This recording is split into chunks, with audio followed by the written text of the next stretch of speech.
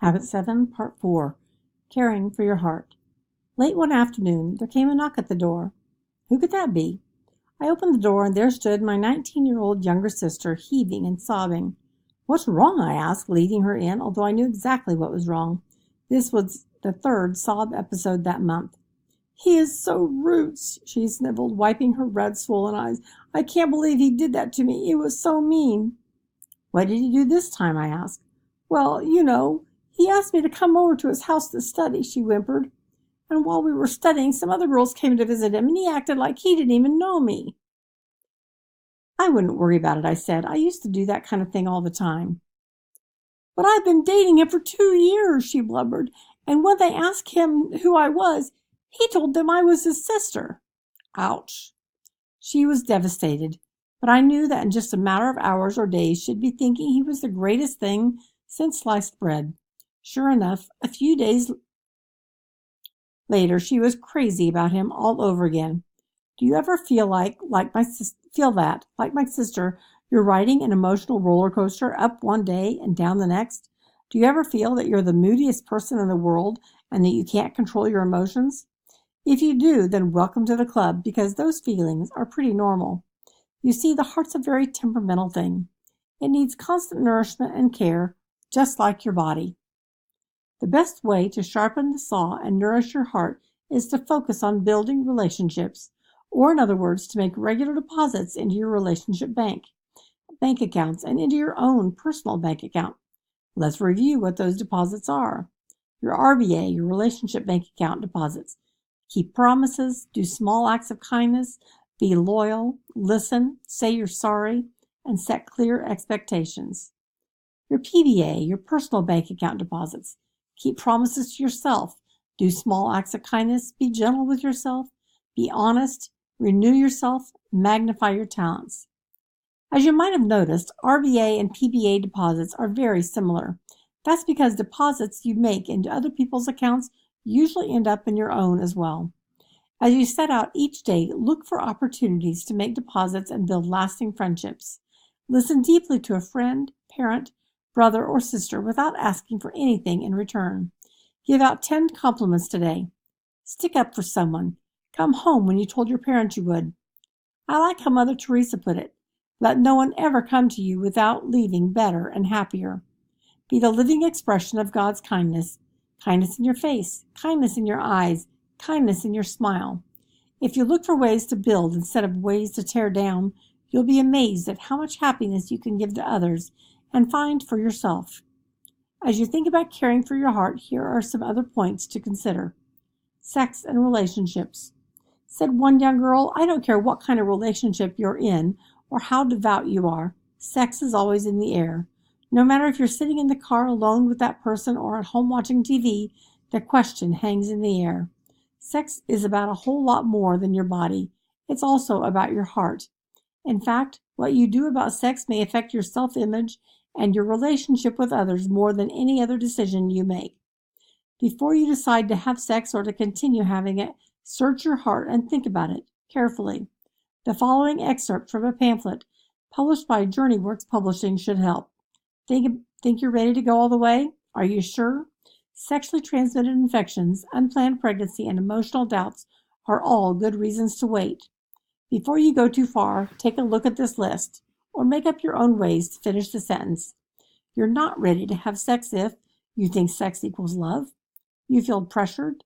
You're afraid to say no. It's easier to give in. You think everyone else is doing it. They're not. Your instincts tell you not to. You don't know the facts about pregnancy. You don't understand how birth control works. You don't think a woman can get pregnant the first time. Yes, she can. It goes against your moral beliefs. It goes against your religious beliefs. You'll regret it in the morning. You'll feel embarrassed or ashamed. You're doing it to prove something. You can't support a child. You can't support yourself. Your idea of commitment is an online subscription. You believe sex before marriage is wrong. You don't know how to protect yourself from HIV, the virus that causes AIDS. You don't know the signs and symptoms of sexually transmitted infections.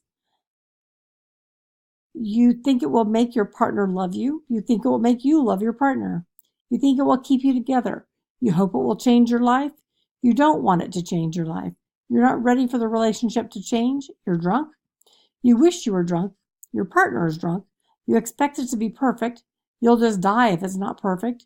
You can't laugh together about awkward elbows and clumsy clothes. You're not ready to take off all your clothes. You think HIV and AIDS only happen to other people. You think you can tell who has HIV by looking at them. You don't think teens get HIV. You don't know that abstinence is the only 100% protection against sexually transmitted infections and pregnancy. You haven't talked about tomorrow. You can't face the thought of tomorrow. You'd be horrified if your parents found out.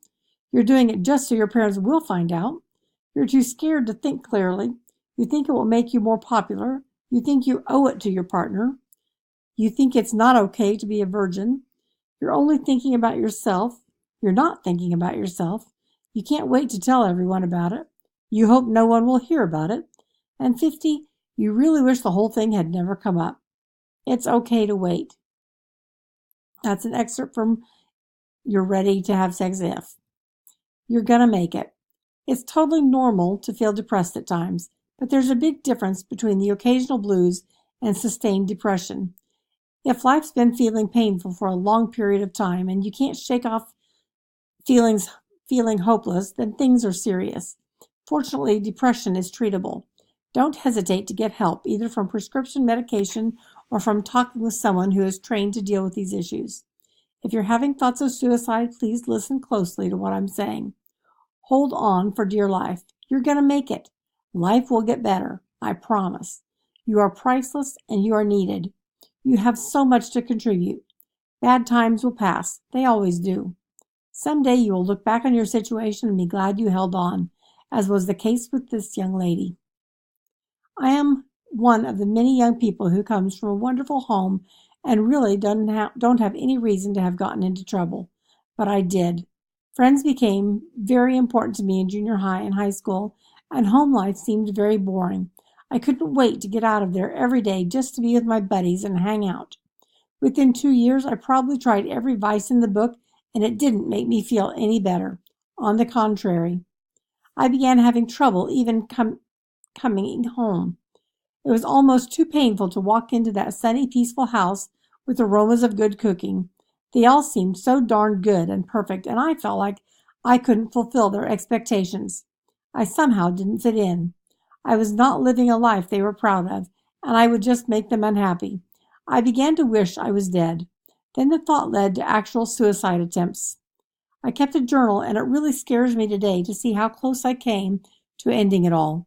Today, just a few years later, I am in college getting straight A's. I have a happy social life. I have a boyfriend who loves me very much, and I have a great relationship with my family. I have so many plans, so many things I am going to do. I love life. I have so much to live for. I can't believe that I ever felt different, but I did. It took several serious wake-up calls to make me realize that I could be different. Thank heavens I'm still here. Remember that what feels like a struggle now will eventually bring you strength. As the philosopher Khalil Gibran wrote, that self-same well from which our laughter rises was oftentimes filled with our tears. The deeper that sorrow carries into our being, the more joy it can contain. Laugh or you'll cry. After all is said and done, there is one last key to keeping your heart healthy and strong. Just laugh. That's right, laugh. Hakuna Matata. Don't worry, be happy. Sometimes life just stinks, and there's not much you can do to change it, so you might as well laugh. It's too bad that as we age, we tend to forget what made childhood so magical. One study showed that by the time you reach kindergarten, you laugh about 300 times a day. In contrast, the typical adult laughs a wimpy 17 times a day. No wonder children seem so much happier. Why are we so serious? Maybe it's because we've been taught that laughing is childish. To quote the great Jedi Master Yoda, you must unlearn what you have learned. We must learn to laugh again. A fascinating article by Peter Dokosh in Psychology Today spoke to the power of humor. Here are his main points.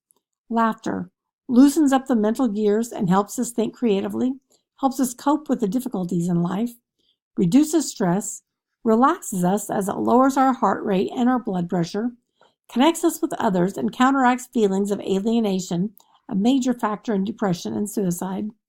Releases endorphins, the brain's natural painkillers. Laughter has also been shown to promote good health and speed healing. I've heard several accounts of people who healed themselves from serious sicknesses through heavy doses of laughing therapy. Laughter can also help heal injured relationships. As the great entertainer Victor Borge once put it, laughter is the shortest distance between two people.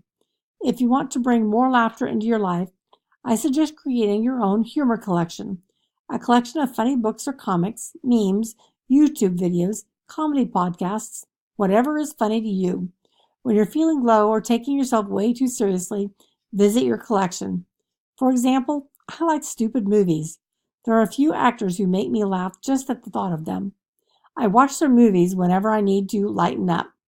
Similarly, my brother Steven has one of the largest collections of the Far Side cartoons ever known to man. He swears that these cartoons have kept him from going insane during high-stress periods. Learn to laugh at yourself when strange or stupid things happen to you, because they will. As someone once said, one of the best things people can have up their sleeve is a good funny bone. Caring for your soul. What moves your soul? A great song? A good book? Have you ever seen a movie that made you cry? What was it that got to you? What deeply inspires you? Does listening to music, drawing, being in nature, writing? By soul, I mean that inner self that lurks below the surface of your everyday self. Your soul is your core, wherein lies your deepest convictions and values. It is the source for purpose, meaning, and inner peace. Sharpening the saw in the spiritual area of life means taking time to renew and awaken that inner self. As the famous author Pearl S. Buck wrote, "Inside myself is a place where I live all alone, and that's where you renew your springs that never dry up." How to feed your soul. As a teenager, I got strength from writing in my journal, listening to good music, and spending time alone in the mountains.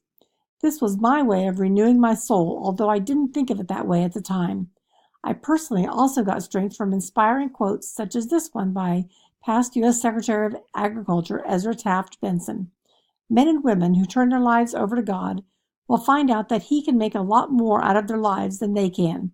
He will deepen their joys, expand their vision, quicken their minds, strengthen their muscles, lift their spirits, multiply their blessings, increase their opportunities, and pour out peace. Your soul is a very private area of your life. Naturally, there are many different ways to feed it. Here are a few ideas shared by teens.